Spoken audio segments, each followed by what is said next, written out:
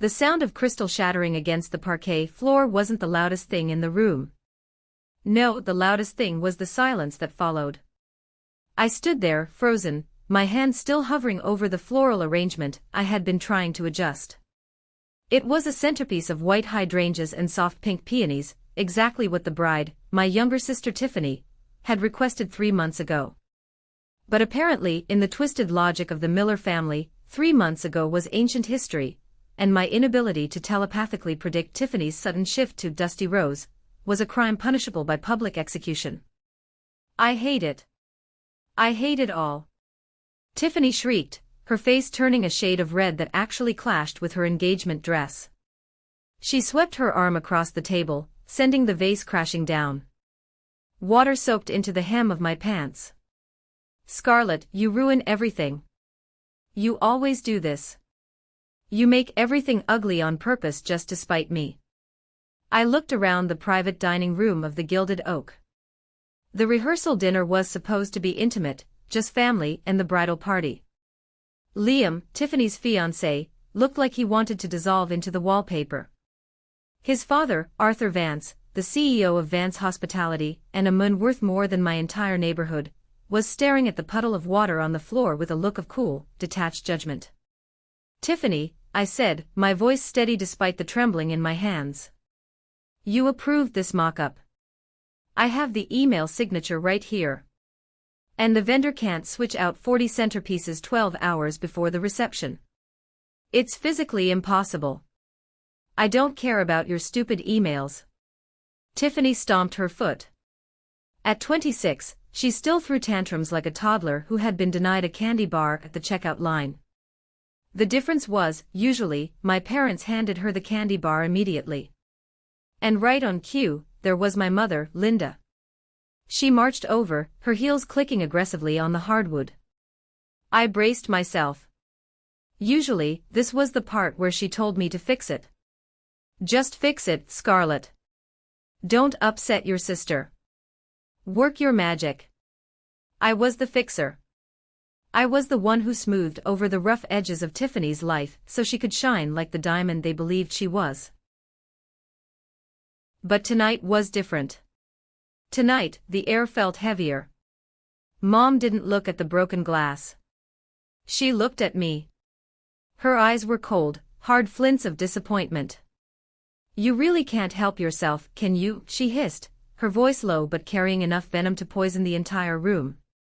Mom, I didn't stop, she cut me off.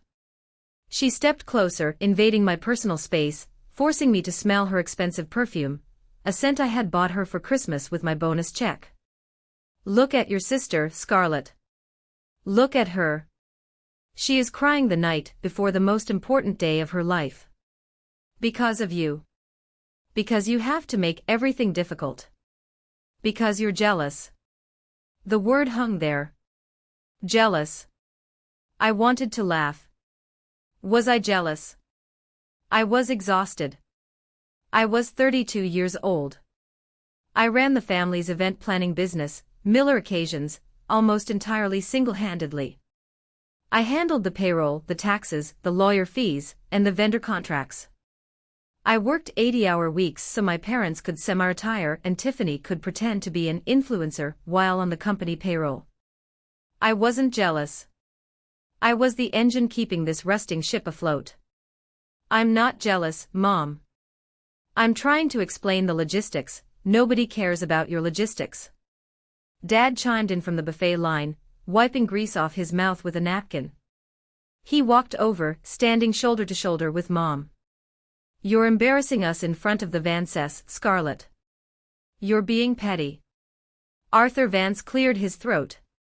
It was a polite, subtle noise, but it commanded attention. Perhaps we should all take a breath, he suggested, his eyes lingering on me with a strange expression I couldn't place. Pity? Curiosity?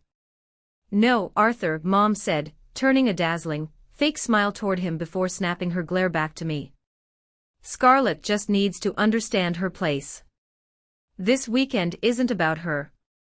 She grabbed my arm, her manicured nails digging into my skin, and pulled me a few inches away from the table, lowering her voice to a harsh whisper. Honestly, Scarlett, she said, and the words that followed seemed to slow down time. Look at this mess. You're a dark cloud hanging over this wedding. The best wedding gift you could give your sister, the only gift that would actually matter, is if you just vanished. I blinked. Excuse me. You heard me, she spat. We don't want you here. You're ruining the aesthetic. You're stressing Tiffany out. Just go away. Leave. We don't need you. We never did. The room went silent again. I looked at Dad. He looked away, busying himself with his tie. I looked at Tiffany. She was smirking through her tears, checking her reflection in a spoon. You want me to leave? I asked, my voice barely a whisper. You want me to vanish? Yes, Mom said, straightening her jacket. Give us all a break. Go home, Scarlett. We'll handle the wedding without your drama. I stood there for a long moment. I looked at the family I had spent my entire adult life serving. I looked at the sister whose tuition I had paid. I looked at the parents whose mortgage I had saved twice. And then, something inside me clicked. It wasn't a snap, it was the sound of a heavy door locking shut. Okay, I said. Okay. Mom blinked, surprised by my lack of begging. Okay, I repeated. I'll give you exactly what you want. To understand why that moment in the restaurant felt like a physical blow to the chest, you have to understand the dynamic of the Miller house. It wasn't just about a wedding. It was about 30 years of being the utility child while Tiffany was the asset. I was 6 years old when I realized I was different. We were at a family picnic. Tiffany, then a toddler, had dropped her ice cream cone in the dirt. She started to wail, that piercing, siren-like cry she perfected early on. Without missing a beat, my father reached over, took my full ice cream cone out of my hand, and gave it to her. You're the big sister, Scarlett, he had said, not even looking at me as I watched Tiffany lick my mint chocolate chip. You need to take care of her. She's little. You're strong. You're strong. That was the label they slapped on me to justify the neglect.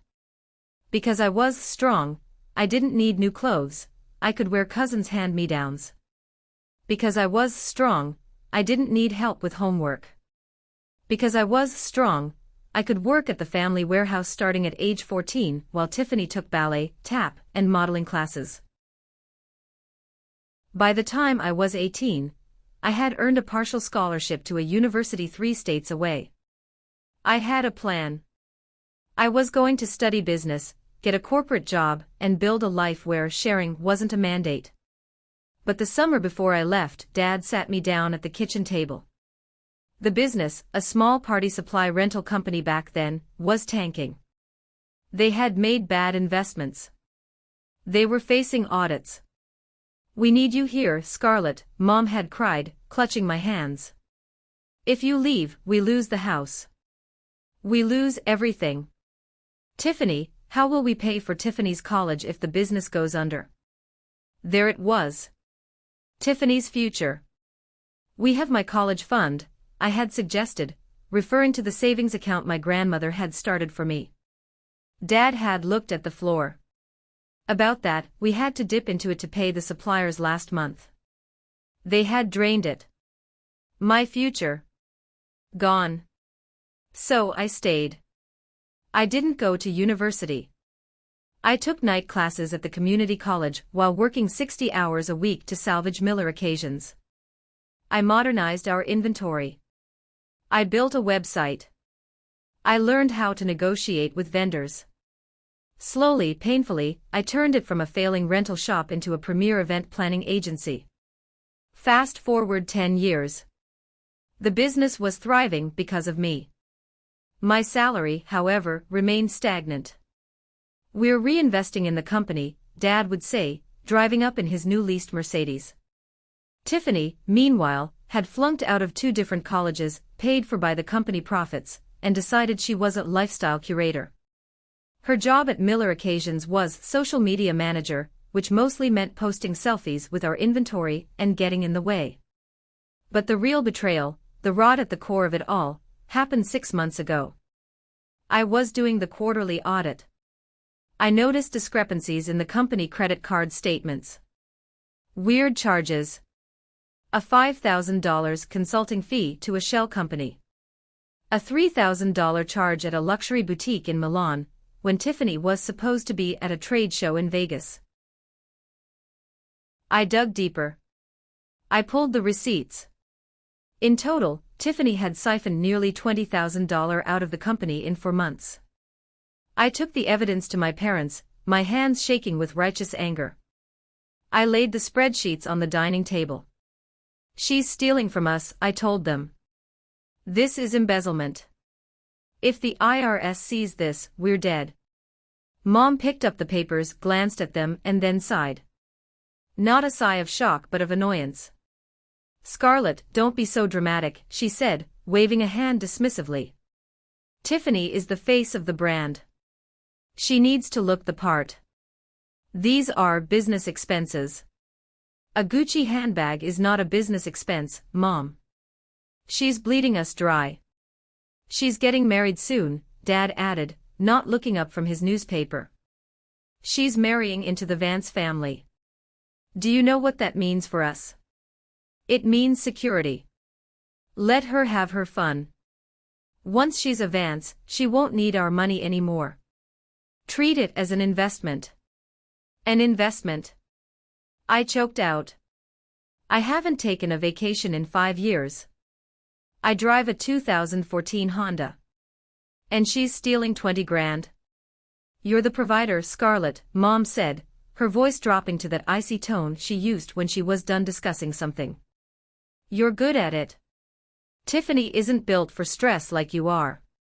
Just fix the books. Move some numbers around. Don't ruin her happiness with your petty accounting. Petty accounting. That was the night I stopped viewing them as family and started viewing them as parasites. But I stayed. I stayed because I thought, if I leave, the business collapses, and everything I worked for dies. I was trapped by my own creation. I thought I could endure it until the wedding was over. I thought if I just got Tiffany down the aisle, I could ask for a raise or maybe a buyout. I was so naive. I didn't realize that to them, I wasn't a partner. I was an appliance. You don't thank your toaster for making toast. And when the toaster starts making noise, you don't fix it. You unplug it. And at that rehearsal dinner, they had just reached for the cord. Back in the restaurant, the air was suffocating.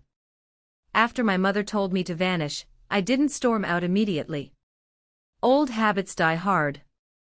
The fixer in me was still twitching, calculating how to reorganize the seating chart to minimize the fallout of a missing maid of honor.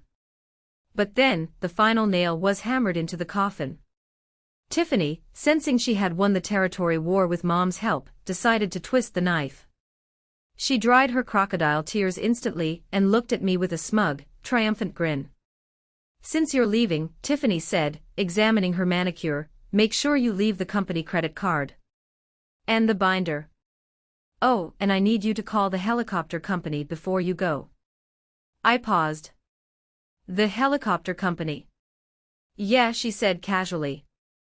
I decided I want to arrive at the reception by helicopter. It's only an extra $8,000. I told them to bill the main account. My blood ran cold. Tiffany, we don't have $8,000 in the main account. We drained the liquidity to pay the caterer yesterday. The account is at its limit until the client payments clear next week. Liar, she scoffed. Dad said the company is doing great. The company is doing great, I said, my voice rising. Because I manage the cash flow carefully. We cannot afford a helicopter. You just don't want me to have it. Tiffany screamed, slamming her hand on the table again.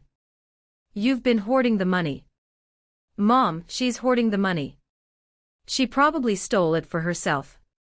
It was such an insane accusation that I almost laughed. Me? Steal? I was wearing a blazer I bought at Target 3 years ago. Scarlett, Dad stepped in, his face red from the wine and the confrontation.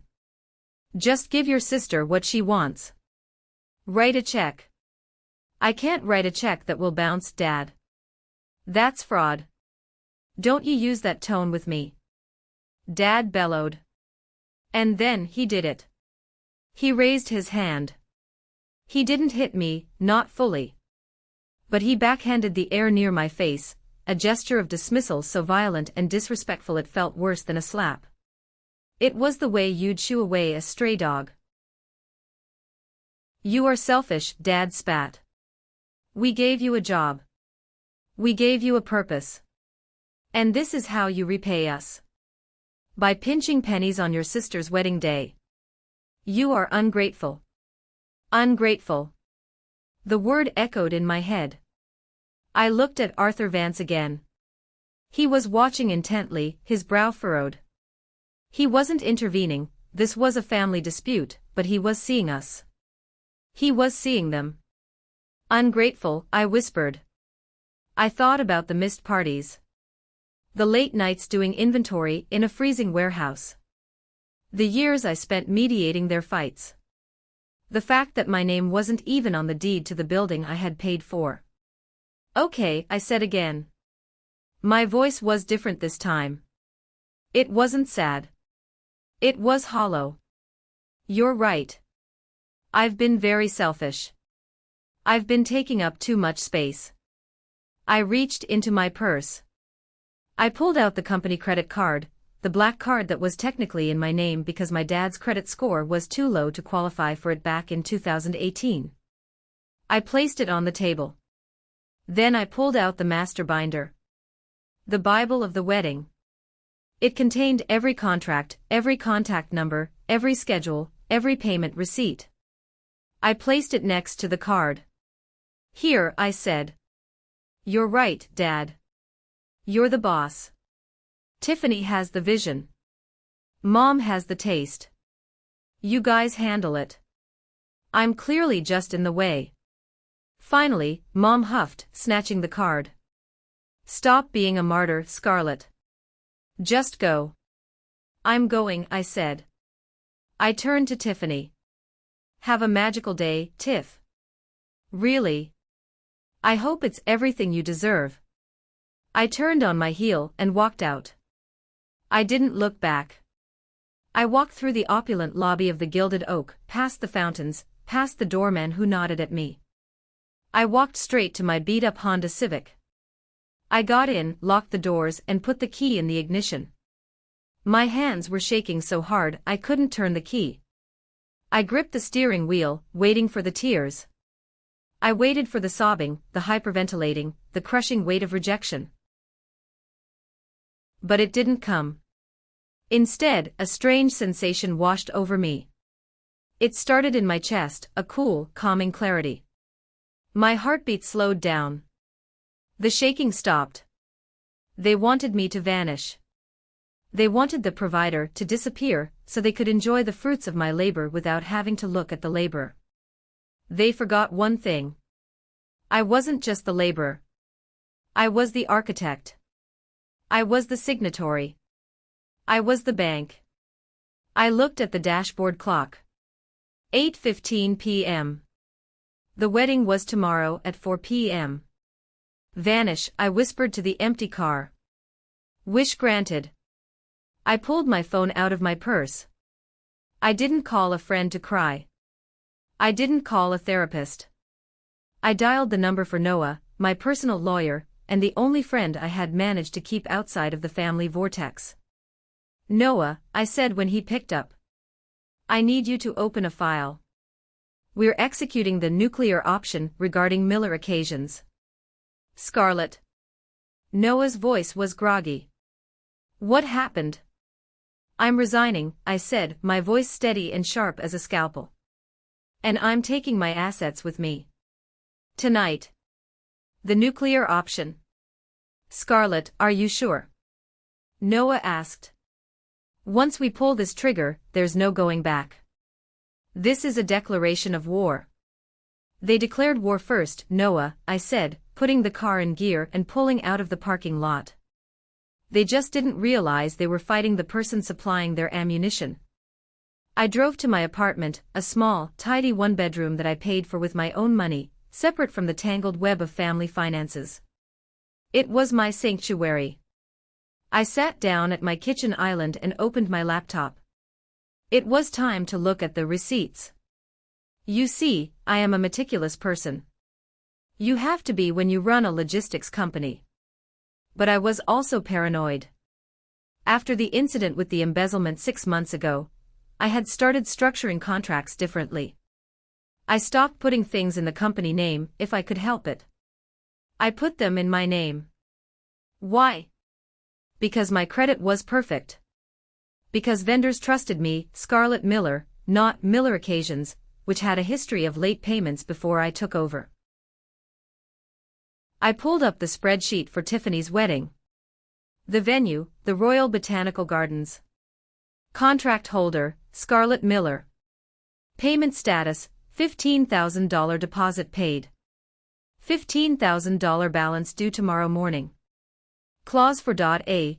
The signatory retains the right to cancel the event up to 12 hours prior, forfeiting only the deposit. The catering, Chef Giovanni. Contract holder, Scarlett Miller. Clause, services are rendered to the client on record. The flowers, the band, the rentals. Name. Scarlett Miller. I had paid for everything on my personal credit cards to rack up points, and then reimburse myself from the company account, or at least, that was the plan. But the company account was empty because of Tiffany. So currently, I had paid for this wedding. Technically, legally, this was my party. Noah, I said, putting him on speakerphone as I typed. I want you to draft a formal resignation letter effective immediately. Cite hostile work environment and constructive dismissal. On it, Noah said. What about the wedding contracts? I'm canceling them, I said. There was a silence on the other end. All of them? All of them, I confirmed. My mother told me the best gift I could give was to vanish. If I vanish, my signature vanishes. If my signature vanishes, the contracts are void. Scarlett, Noah said, a hint of admiration in his voice. This is going to be a bloodbath. They will sue you. Let them, I said, feeling a surge of adrenaline. They have no money for a lawyer. I control the company accounts, remember. I know exactly how much is in there. $452.18. I started making the calls. It was 8:45 p.m. Most vendors were closed, but I had their emergency personal numbers. I was their favorite planner. I brought them business. They picked up. First was Mrs. Higgins at the Botanical Gardens. Scarlett. Is everything okay? She asked, hearing the flat tone in my voice. Mrs. Higgins, I am calling to exercise my right to cancel the event scheduled for tomorrow under contract number 40 for 59. Cancel. You mean postpone? No. Cancel. Fully. I am withdrawing my financial guarantee. If the Miller family wishes to proceed, they will need to sign a new contract and provide the full $30,000 payment in cash or certified check immediately. But it's tomorrow. I know. I'm sorry for the inconvenience to your staff. You keep the deposit, of course. But do not open those doors unless you see cash in hand from Robert or Linda Miller. And Mrs. Higgins. Their checks will bounce. I understand, she said, her voice dropping. She knew my family. She knew the stories. I'll lock the gates, Scarlett. Next was Chef Giovanni. Then the florist. Then the band. It took me 2 hours. It was methodical. It was surgical. With every call, I felt lighter. I was cutting away the dead weight that had been dragging me down for decades. I wasn't doing this out of malice, at least, that's what I told myself. I was doing it out of compliance. They said I was ruining the wedding. They said they didn't need me. They said I was just in the way. Fine. If I'm just an obstacle, let's see what happens when the obstacle is removed. At 11 p.m., I sent a final email to my parents and Tiffany. No dramatic subject line. Just, resignation and handover. Dear Robert, Linda, and Tiffany, per your request at the rehearsal dinner, I am removing myself from the wedding and the family dynamic effective immediately. I have also resigned from Miller Occasions. Please note, all vendor contracts for tomorrow's event were held in my name and guaranteed by my personal assets. Since I am no longer involved, I have cancelled these contracts to protect my credit. You are free to renegotiate with the vendors directly, provided you can supply the necessary funds. I have vanished. Good luck. Scarlett. I hit send. I closed my laptop. I went to my bedroom, packed a bag, and grabbed my car keys. I wasn't going to be home when they read that. I drove to a budget hotel on the outskirts of town, checked in under a fake name, and turned off my phone. For the first time in 10 years, I slept without setting an alarm. The sun came up on Saturday morning with an audacity that felt personal. It was a beautiful day, perfect wedding weather. Clear blue skies, mild breeze, low humidity. The kind of day brides pray for. I woke up in the hotel room at 9 a.m. My internal clock usually woke me at 5:30 a.m. on wedding days. I should have been at the venue right now, directing the florists, yelling at the caterers, steaming the bridesmaids' dresses while they drank mimosas. Instead, I was lying in starch-stiff sheets, staring at a water stain on the ceiling. It was quiet. I reached for my phone on the nightstand. It was still off. I stared at the black screen. It was a physical weight in my hand. I knew what was happening on the other side of that power button. It was a nuclear meltdown. I decided to leave it off. I took a long, hot shower. I put on jeans and a comfortable sweater, no black blazer, no headset, no clipboard.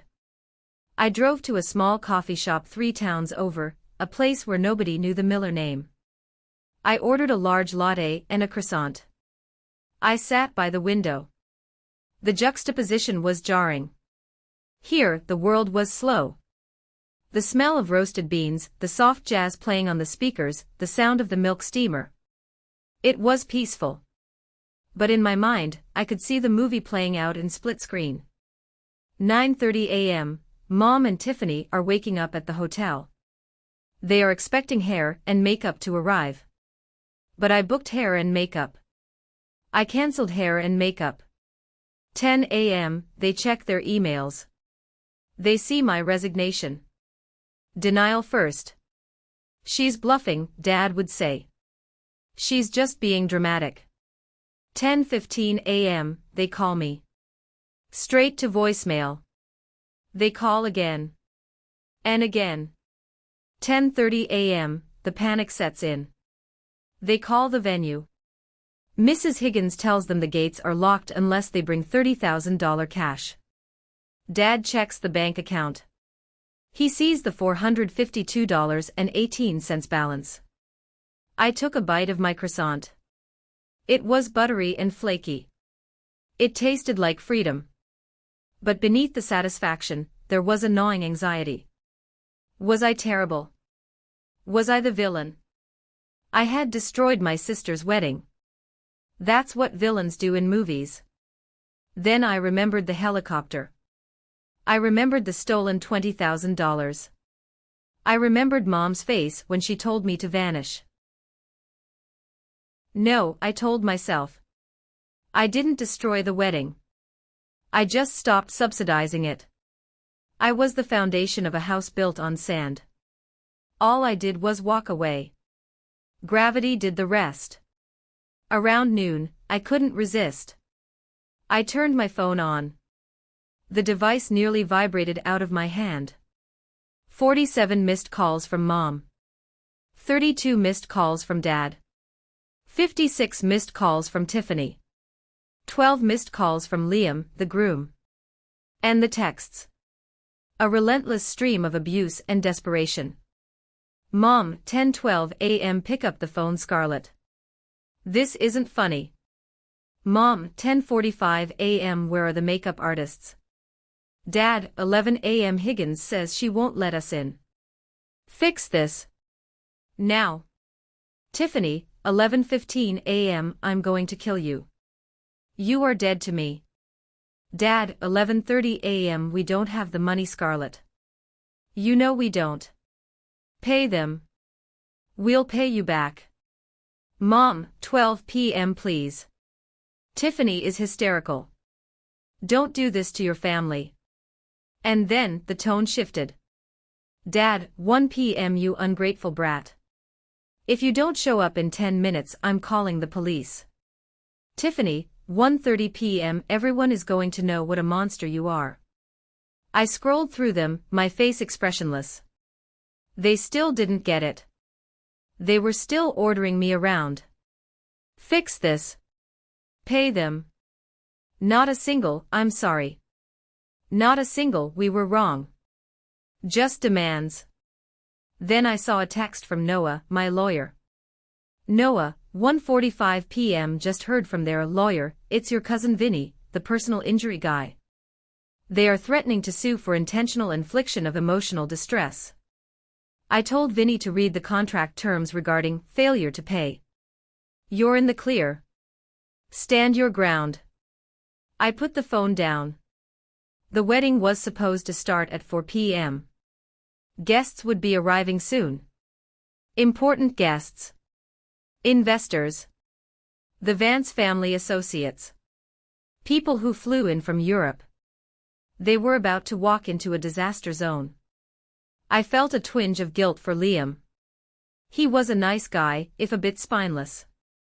He didn't deserve this. And Arthur Vance, he was a serious man. He would not tolerate this level of incompetence. But then I realized, this was the show, don't tell moment of a lifetime.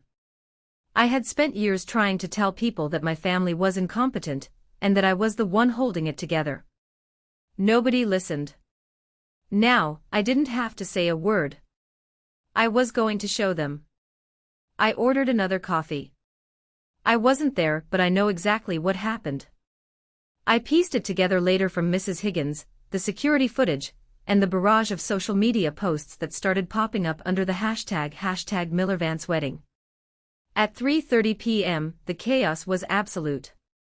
The Royal Botanical Gardens has a magnificent iron gate at the entrance. Usually it stands open, flanked by ushers with champagne. Today it was chained shut. A line of limousines and luxury cars stretched down the block. Guests in tuxedos and designer gowns were standing on the sidewalk, confused, fanning themselves in the afternoon heat. Inside the perimeter, but stuck outside the locked main hall, was my family. Tiffany was sitting on a stone bench, wearing her $10,000 dress. Her makeup, done badly by a cousin because the pros didn't show, was running down her face. She wasn't just crying, she was screeching.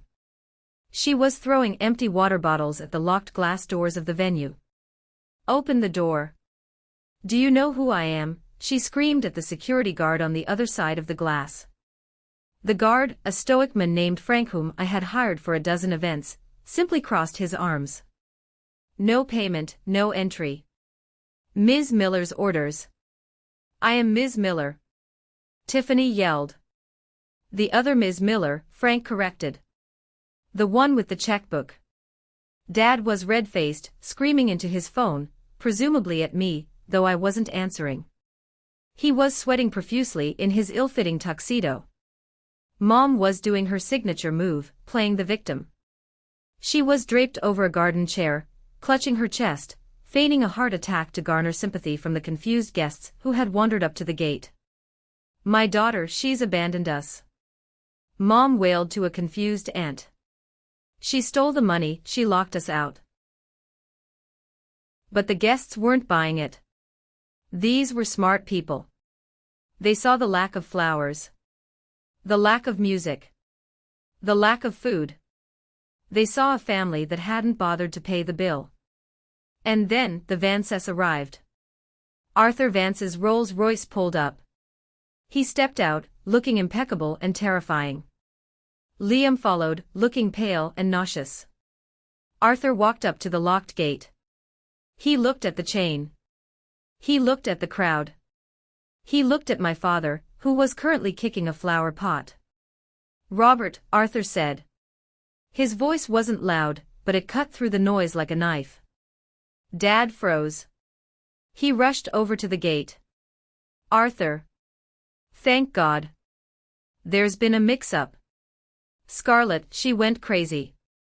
She cancelled everything out of spite. She's mentally unstable. We need you to. Could you perhaps cover the venue fee? Just for today? I'll wire it back to you on Monday." It was the ultimate humiliation. Begging the father of the groom to pay for the wedding at the front gate. Arthur looked at Dad with pure disgust.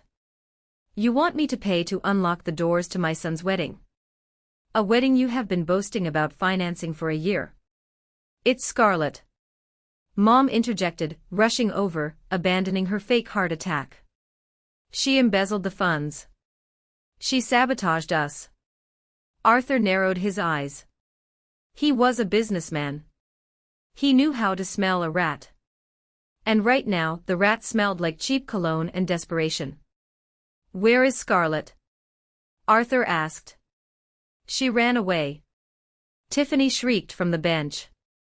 "She's a coward." Arthur turned to Mrs. Higgins, who had come out to the gate to address the situation. "Mrs. Higgins," Arthur said. He knew her, he had hosted galas here. "Why is this gate locked?" "Because the contract was cancelled by the signatory, Scarlett Miller, last night," Mrs. Higgins said professionally.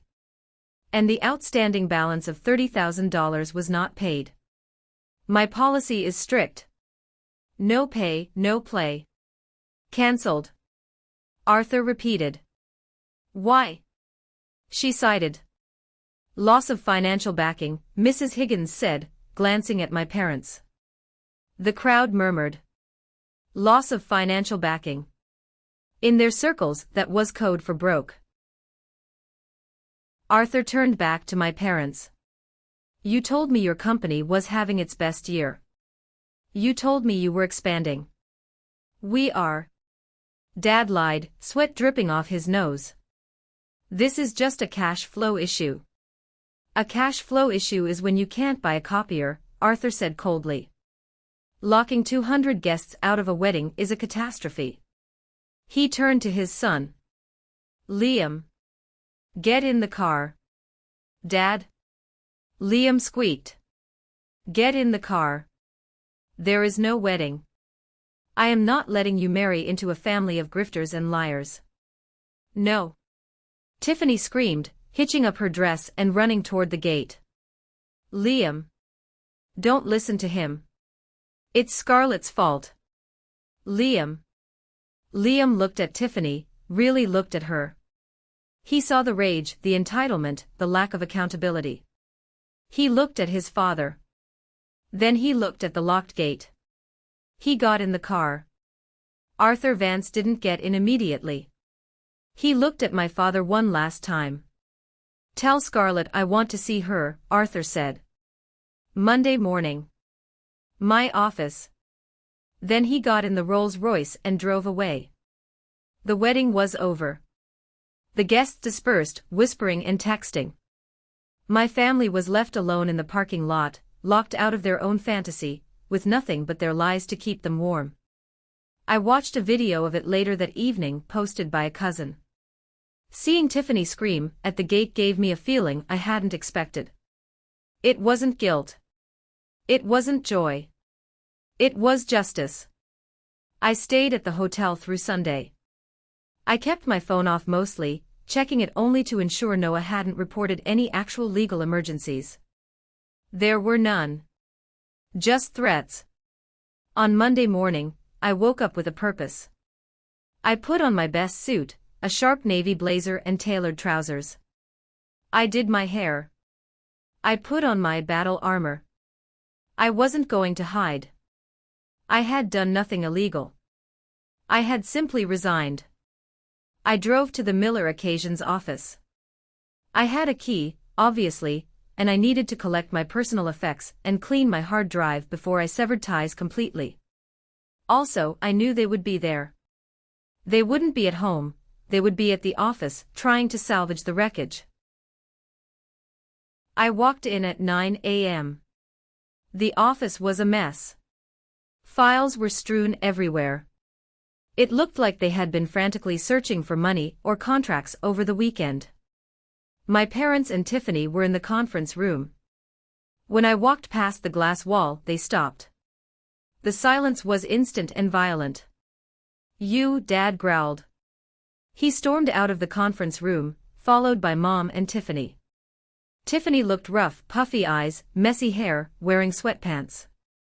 A stark contrast to the bride she was supposed to be. "You have some nerve showing your face here," Mom hissed, shaking a finger at me.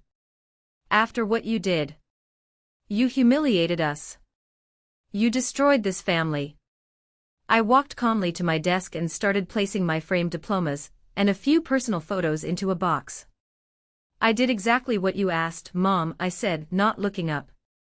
"You said my presence was ruining the wedding. You said vanish. I vanished." "You know exactly what I meant," she screamed. "I meant go home. Not cancel the damn wedding." "I couldn't leave the contracts active, Mom," I said, finally looking at her. "They were in my name.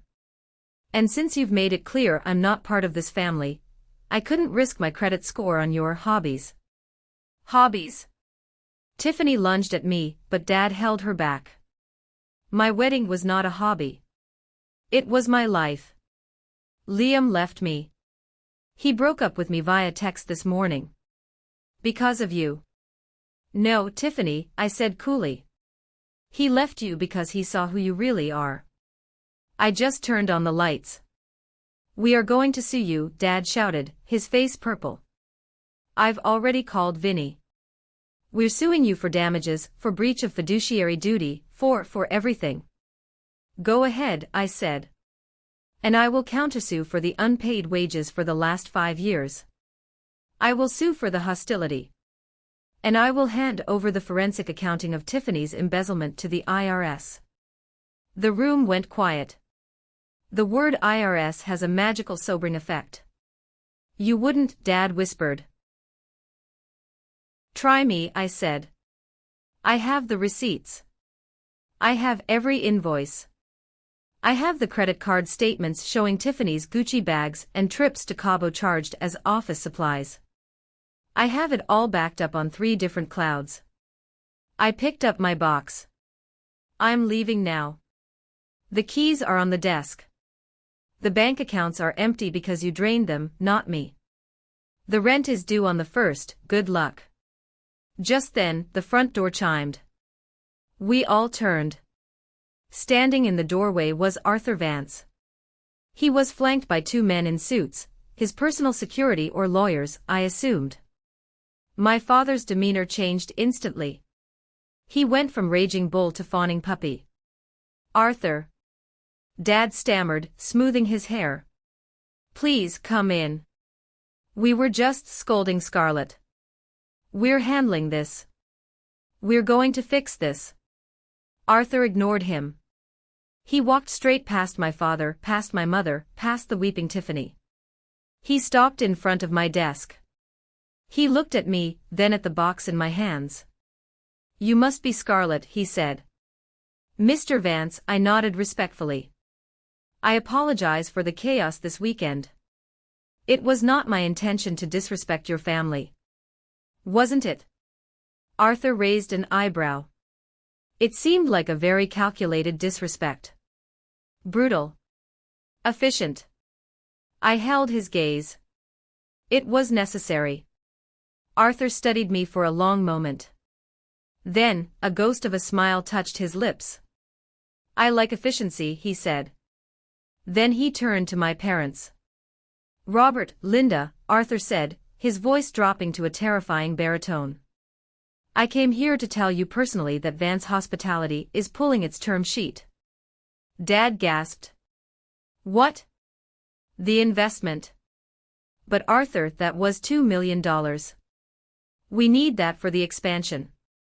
I was investing in this company, Arthur said, gesturing around the room, because I looked at your numbers. Your margins were excellent. Your logistics were flawless. I thought I was investing in a well-run family business. He pointed a finger at me. But I realized this weekend. I wasn't investing in a business. I was investing in her. My parents stared at him, slack-jawed. Scarlett is the only one who knows what she's doing, Arthur continued. She's the one who held the contracts. She's the one who protected the assets. You three. Your liabilities. She's a traitor. Mom shrieked. She sabotaged her sister. She stopped enabling you, Arthur corrected. There's a difference. Arthur turned back to me. He reached into his pocket and pulled out a business card. It wasn't paper. It was heavy, metal, gold-edged. I have a vacancy for a director of events at the Vance Global headquarters, he said. The salary is triple what I assumed these people were pretending to pay you. Plus full benefits and a signing bonus. Mr. Vance. I started, stunned. Don't answer now, he said. But don't take too long. I need someone who knows how to shut down a disaster before it starts. And you clearly have a talent for the nuclear option. He turned to leave. Oh, Arthur added, pausing at the door. Liam sends his regards, Scarlett. He said to thank you. He said you saved him from a very expensive mistake. He walked out. I stood there clutching my box, feeling the wind change direction in the room. My parents looked at me. For the first time in my life, I didn't see superiority in their eyes. I saw fear. The silence after Arthur left was heavy, but it was a different kind of heavy. It was the weight of a guillotine blade that had finally dropped. My father was the first to speak. The fear in his eyes had quickly mutated into a desperate, grasping greed. He looked at the business card Arthur had left on my desk. Triple the salary, he mumbled. He looked up at me, a pathetic, wobbly smile plastered on his face. Scarlett, honey. That's amazing. See? We helped you get that connection. If it wasn't for us introducing you to the Vances. I stared at him. The audacity was breathtaking. Are you serious? I asked. You think you can take credit for this? We're a team, Scarlett, Mom jumped in, wiping her eyes and stepping over Tiffany, who was still crying on the floor, to get closer to me. Family sticks together. Look, we were angry before. Emotions were high. But we can work this out. With that salary, and if you stay on as a consultant for Miller occasions, we can save the house. We can fix this. There is no we, I said, my voice ice cold. I am taking that job. And I am not giving you a dime. You can't do that. Tiffany yelled from the floor. You owe me. You ruined my wedding. You owe me damages. I owe you nothing, I said. But since we're talking about debts. I set my box down. I pulled out my iPad. I had prepared for this. I knew they would try to gaslight me one last time. Let's look at the receipts, I said. I tapped the screen and projected it onto the smart TV on the conference room wall. Exhibit A, I said. The company credit card statements from last year. A list of transactions scrolled up the screen. Sephora, $450. Nordstrom, $1,200. Delta Airlines, first class to Miami, $1,800. Club Live VIP table, $3,000. These are all marked as client entertainment in the ledger, I explained. But looking at the dates. Tiffany, wasn't this the weekend you went to Miami for your bachelorette party? The one Mom said I wasn't invited to because I would bring down the vibe. Mom went pale. Exhibit B, I continued. The text messages from Mom to Dad regarding my salary. I pulled up a screenshot I had taken from the company cloud sync. Mom, don't tell Scarlett the profit margins are up. If she knows, she'll ask for a raise. Tell her we're breaking even. She'll believe it. She's too trusting. Dad looked like he was going to vomit. And finally, I said. Exhibit C. The voicemail Mom left me 3 years ago when I was in the hospital with pneumonia. I pressed play. The audio filled the room. Scarlett, stop being a baby and discharge yourself. We have a wedding for the Johnsons tomorrow and Tiffany doesn't want to carry the heavy boxes. If you're not here by 6 a.m., don't bother coming home. I turned off the iPad. I kept everything, I said softly. Every insult. Every theft. Every lie. I kept it all because I knew, one day, you would try to make me the villain. Scarlett, please, Dad begged, his voice cracking. The investors, without Arthur, we're bankrupt. The bank will take the house. Where will we live? I hear apartments in the valley are affordable, I said, picking up my box again. Or maybe Tiffany can get a job. I hear Starbucks is hiring. Tiffany gasped. I can't work at Starbucks. Then you better learn to make coffee at home, I said. I walked to the door. Scarlett. Mom screamed, desperate now. If you walk out that door, you have no family. You will be alone. I paused. I looked back at them, a huddled mass of selfishness and incompetence. I've been alone in this room for 10 years, I said. Walking out that door isn't leaving. It's escaping. I walked out into the sunlight. The air smelled different. It smelled like my own. I got into my car and looked at Arthur Vance's card. Director of Events. I started the engine. I didn't look in the rearview mirror. I just drove. Driving away from that office felt like breaking the surface of the water after holding my breath for 32 years. My heart was hammering against my ribs, not from fear, but from a terrifying, exhilarating sense of freedom. I had the windows down, letting the wind whip my hair around my face, stripping away the scent of my mother's cloying perfume, and the stale air of that conference room. But while I was driving toward my future, the past was imploding in my rearview mirror. I learned the details later. You can't set off a nuclear bomb in a small town's social circle without hearing about the fallout. Information has a way of traveling, especially when it involves the wealthiest family in the state, the Vances, and a public humiliation like the one my sister had orchestrated. Apparently, 5 minutes after I walked out, Arthur Vance didn't just leave. He executed a business transaction. He treated his son's engagement like a bad merger. Liam, my ex-future brother-in-law, had been waiting in the car during the confrontation in the office. He hadn't witnessed my mic drop moment with the receipts, but his father filled him in. Arthur is a man of precision. He didn't scream. He simply laid out the facts to his son. Tiffany was a liability. Her family was insolvent. And most importantly, she was a liar. Liam, bless his heart, had been blinded by Tiffany's carefully curated Instagram reality. He thought he was marrying a lifestyle curator from a successful business family. He didn't know he was marrying a girl who stole office supplies to buy handbags. When Tiffany ran out to the parking lot, screaming for Liam, begging for a second chance, banging on the window of the Rolls-Royce, Liam didn't roll it down. He sat there staring straight ahead, finally seeing the frantic, desperate woman clawing at the glass for what she really was. He saw the entitlement. He saw the greed. The car drove off. That afternoon, a courier arrived at my parents' house, or what was left of it. It wasn't a bouquet of apology flowers. It was a legal notice.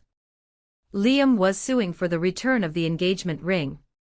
It was a 2.5-carat heirloom diamond from the Vance grandmother.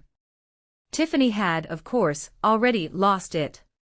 Spoiler alert, she hadn't lost it. She had pawned it 3 days prior to pay for a VIP bachelorette recovery spa day, because she assumed once she was married, she'd have access to Liam's black card to buy it back. When the Vances found out about the pawn shop, the police were involved. It wasn't just a breakup anymore, it was a criminal investigation. Grand larceny. I remember sitting in my hotel room that night, my phone finally quiet, because I had blocked every single number associated with the Miller DNA. I turned on the local news. There it was. A small segment about the wedding scam at the Botanical Gardens. They interviewed Mrs. Higgins. "We were deceived by the family," Mrs. Higgins told the reporter, looking stern. "But I want to make it clear that the contract holder, Ms. Scarlett Miller, acted with integrity and cancelled the event to prevent further loss. The rest of the family, however, attempted to break into the premises. Acted with integrity." I drank my cheap hotel wine and felt a warmth spread through my chest that had nothing to do with the alcohol. For the first time in my life, my name wasn't being dragged through the mud to save Tiffany. My name was the shield. My parents tried to spin the narrative, of course. They went on Facebook. They posted long, rambling rants about how I was mentally unstable, how I had stolen their life savings, how I was jealous of Tiffany's beauty. But here's the thing about receipts, they are bulletproof. Every time they posted a lie, I didn't respond with a comment. I didn't engage in a flame war. I simply forwarded another PDF to the relevant authorities. When they claimed I stole money, I sent the forensic accounting of Tiffany's embezzlement to the IRS. When they claimed I abandoned the business, I sent the resignation email and the bank statements showing the account balance was $452.18. I wasn't playing their game anymore. I was playing 4D chess, and they were still trying to figure out how to play tic-tac-toe. The breakup between Tiffany and Liam was the catalyst. Without the Vance protection, the creditors descended like vultures. My parents had been leveraging the upcoming Vance merger to hold off the bank, the suppliers, and the landlord. "Just wait until the wedding," they had told everyone. "Our son-in-law is a Vance. We'll pay you double." Well, the wedding didn't happen. The son-in-law was gone. And the creditors wanted their money.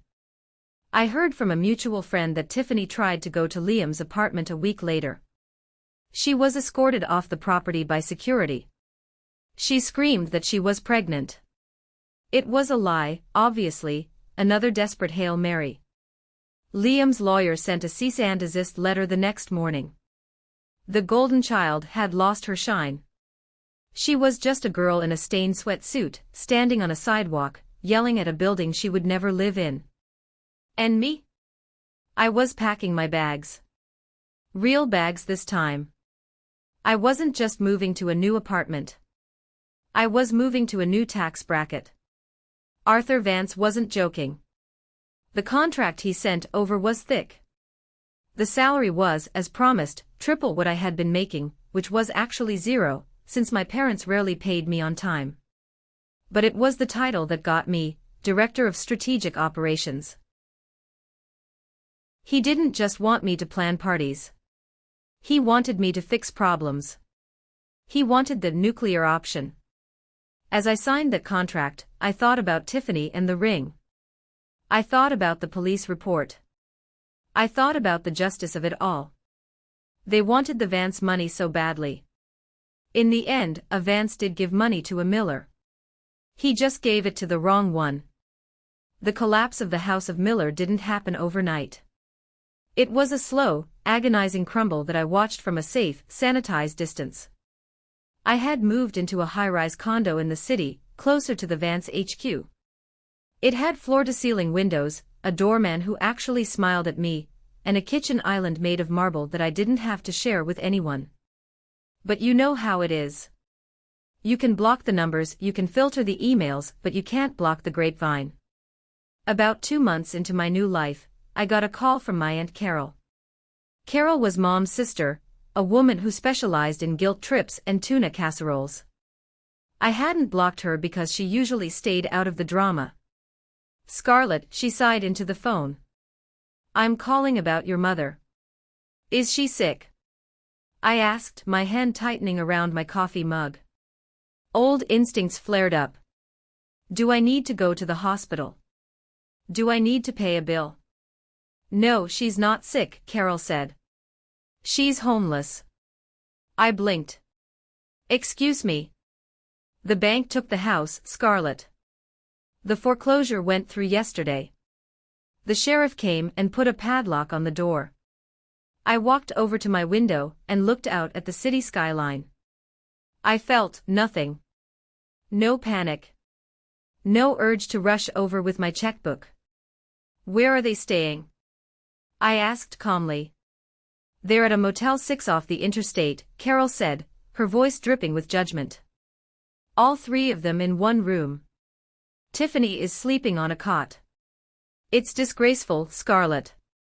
Your own family. You have that big fancy job now. You have to help them. I don't have to do anything, Carol, I said.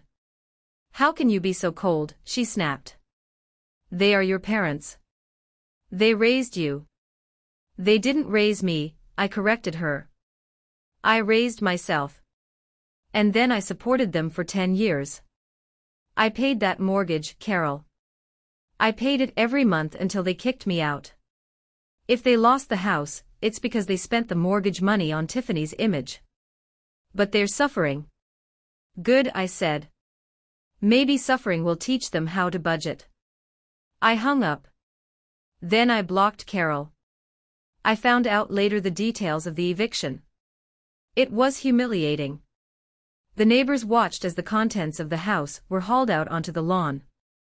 The faux Louis XIV furniture, the unsold inventory from Miller Occasions, Tiffany's collection of designer shoeboxes, mostly empty. It was an estate sale of a life built on fraud.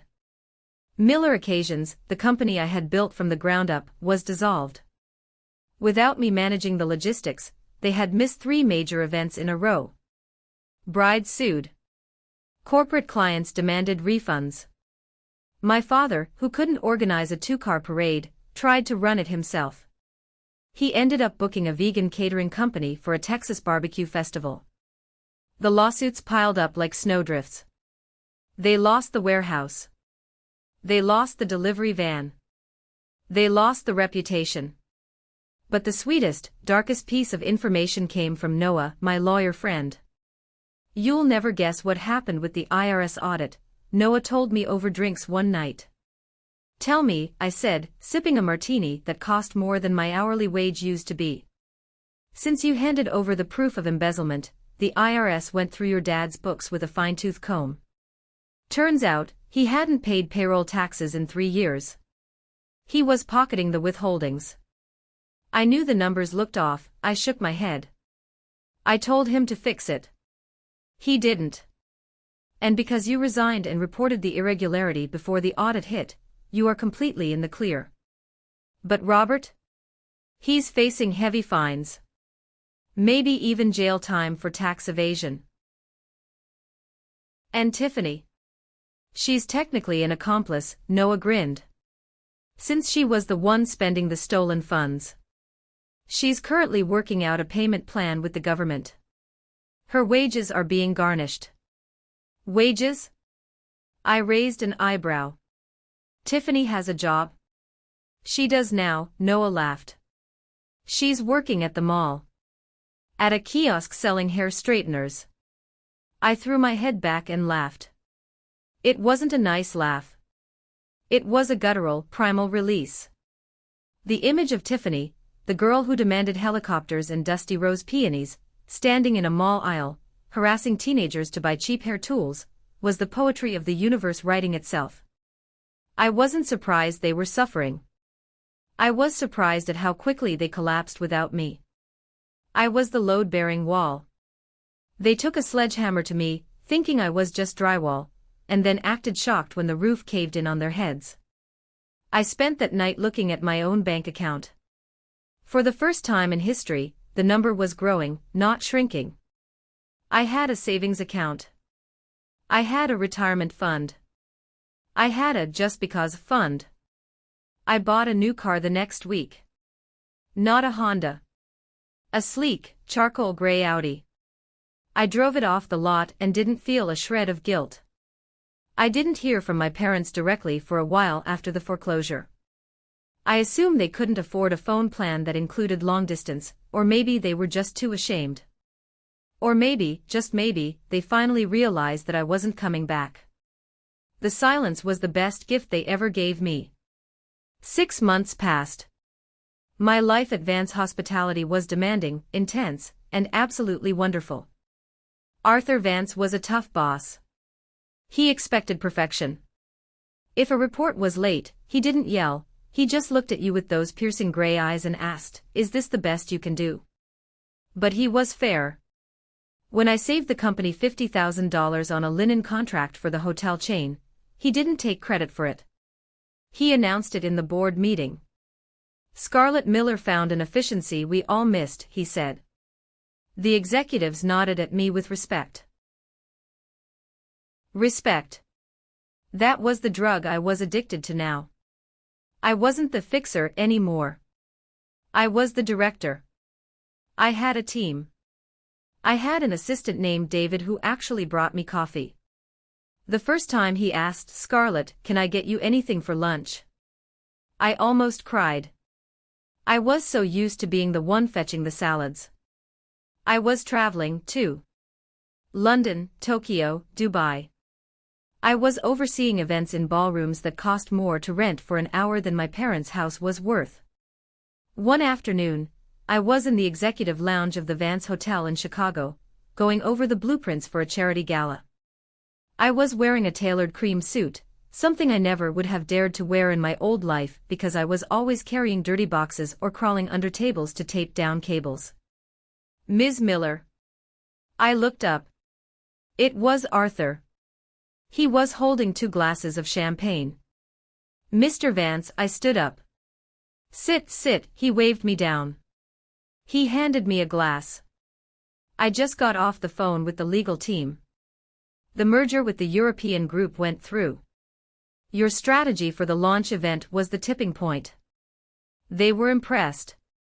"I'm glad to hear that, sir," I smiled. Arthur sat opposite me. He looked tired but pleased. "You know, Scarlett, when I first met you at that disastrous rehearsal dinner, I thought you were weak." I flinched slightly. "I know.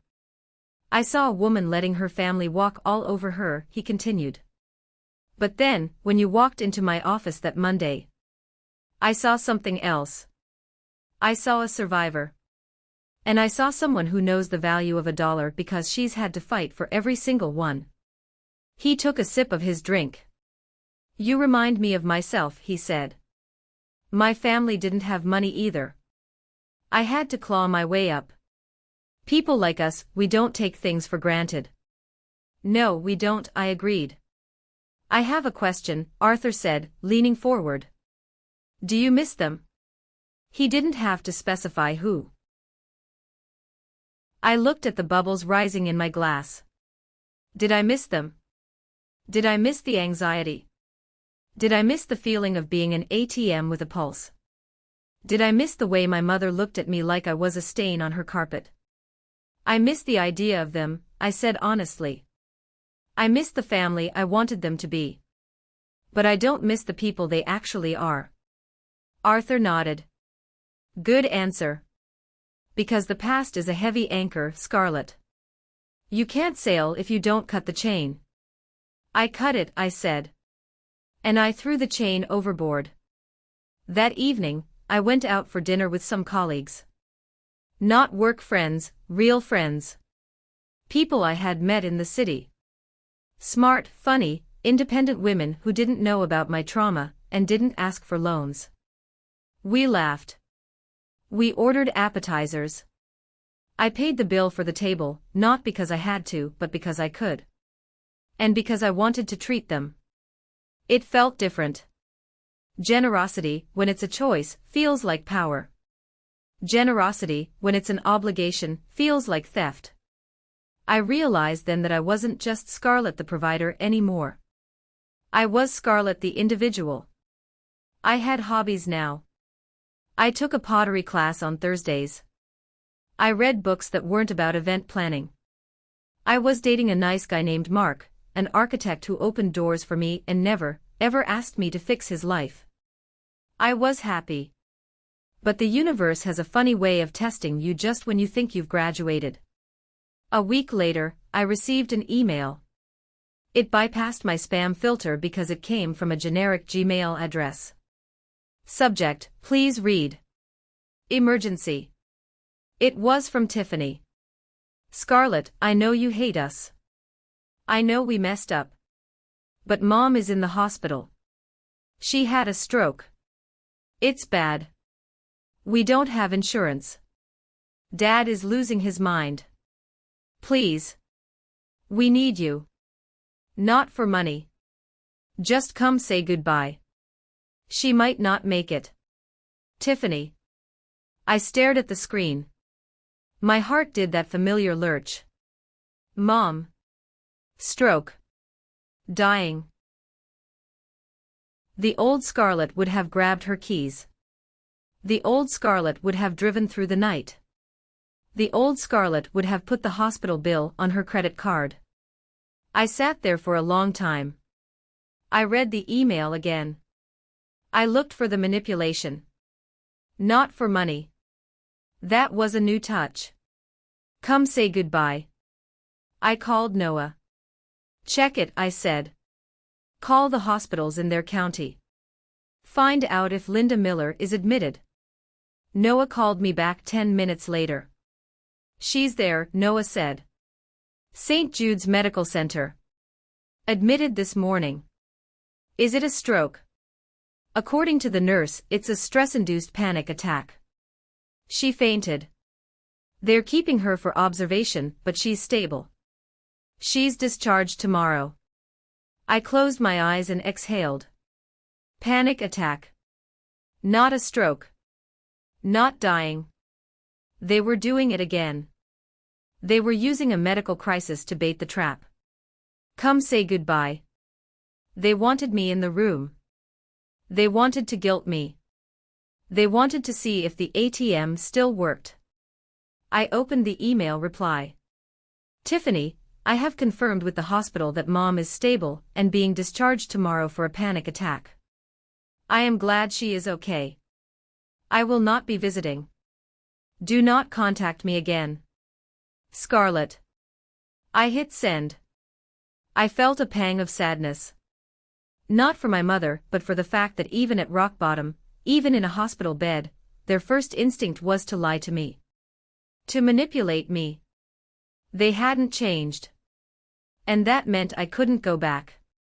Not even for a visit. I turned off my computer. I had a gala to plan. 1 year. It had been exactly 1 year since the rehearsal dinner from hell. I was in Asheville, North Carolina, overseeing the opening of a new boutique hotel for the Vance collection. It was a stunning property, nestled in the mountains. Arthur had asked me to personally handle the VIP reception. It was a high-stakes event. Senators, celebrities, investors. I was walking through the ballroom, doing my final check. The flowers were perfect, white hydrangeas, ironic as that was. The music was soft jazz. The staff was crisp and professional. Scarlett. I turned.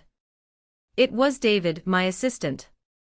There's a situation with the extra waitstaff agency, he said, looking uncomfortable. One of the servers, she's causing a bit of a scene in the kitchen. She dropped a tray and is arguing with the chef. I'll handle it, I said. This was my job. Solve problems. I walked into the kitchen. It was bustling and loud. In the corner, near the dish pit, a woman in a generic black catering uniform was shouting at the head chef. It wasn't my fault. The floor was slippery. You need to buy better shoes for us. The voice. It grated on my spine like nails on a chalkboard. I stopped. I watched. The woman turned around. Her hair was frizzy, pulled back in a messy bun. She looked older, tired. The lines around her mouth were deep with bitterness. It was Tiffany. For a second the universe seemed to pause. Tiffany saw me. She froze. Her eyes went wide. She looked at my tailored Italian suit. She looked at the expensive watch on my wrist. She looked at the way the kitchen staff stepped aside for me with deference. And then she looked down at her own stained apron. "Scarlett," she whispered. I didn't say anything. I just looked at her. "Scarlett," she said, her voice cracking. She took a step toward me. "Oh my God. You're here. You work here." "I run this," I said calmly. You have to help me." Tiffany started crying immediately. It was a reflex for her. "This job is awful. My feet hurt. Mom and Dad are living in a trailer park. It's a nightmare.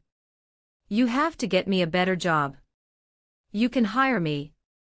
I can be your assistant." The chef looked at me confused. "Ms. Miller. Do you know this woman?" I looked at Tiffany. I looked at the sister who had demanded a helicopter while stealing my future. I looked at the woman who had smirked when our mother told me to vanish. She looked pathetic. She looked small. And I realized I didn't hate her anymore. Hate requires energy. Hate requires you to care. I felt nothing but indifference. "No," I said to the chef, my voice steady and clear. "I don't know her." Tiffany gasped. "Scarlett. How can you, chef?" I continued, ignoring her. "If this staff member is incompetent and disruptive, please escort her out. We have standards here." "Understood, Ms. Miller," the chef nodded. He signaled to security. "No. You can't do this. I'm her sister." Tiffany screamed as two security guards took her by the arms. "Scarlett. You owe me. You ruined my life." I watched them drag her out the back door. Her screams faded into the hum of the industrial dishwashers. I stood there for a moment. I adjusted my blazer. "Sorry about that, Ms. Miller," the chef said nervously. "She came from the temp agency. We won't use them again." "It's fine," I said. "Just make sure the appetizers are ready in 5 minutes." "Yes, ma'am." I walked back out into the ballroom. The guests were arriving. Champagne corks were popping. Laughter filled the air. I took a glass from a passing tray. I walked out onto the balcony and looked at the mountains. I thought about what my mother had said that night. The best gift you could give your sister is if you just vanished. She was right. I did vanish. I vanished from their toxic drama. I vanished from their debt. I vanished from their manipulation. And in doing so, I appeared to myself. I took a sip of champagne. It tasted like victory. Thank you for listening to my story. If you've made it this far, please type the letter A in the comments. And if you have a story about cutting off toxic family, share it below. I read every single one. Don't forget to check out the other videos on the channel. Stay strong and remember, sometimes, vanish is the most powerful thing you can do.